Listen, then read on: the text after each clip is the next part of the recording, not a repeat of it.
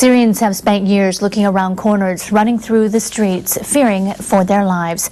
Donors from around the world are trying to help. They've pledged almost $2.5 billion to ease the suffering of those struggling through the civil war.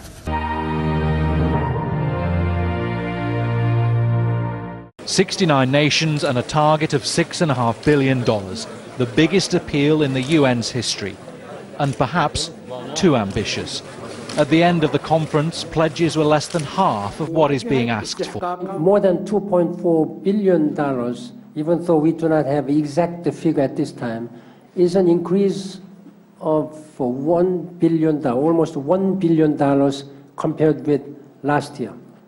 I hope this money will be used for first half or around that time. We will continue to appeal to member states of the United Nations for their generous support. Kuwait's pledge of $500 million was the biggest. The US offered $380 million.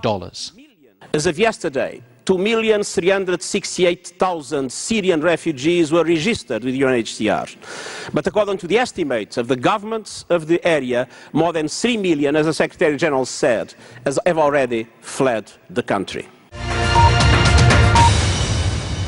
We're a bit frustrated because the needs on the ground are much higher than the response from the international community.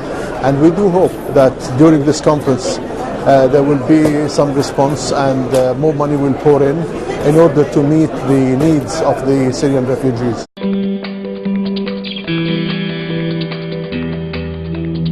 We have estimated that we will need $6.5 billion in 2014 to help Syrians who are internally displaced inside the country and Syrians who've been forced to flee outside the country. Delivering aid remains a problem.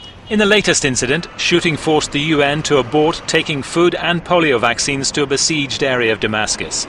A spokesman claimed the Syrian government said the convoy should use a circuitous and dangerous route. No one was wounded in the shooting. Rights groups have accused the Syrian government of deliberately withholding aid from some districts. Rebel groups who are surrounding two northern towns are also accused of hampering aid deliveries.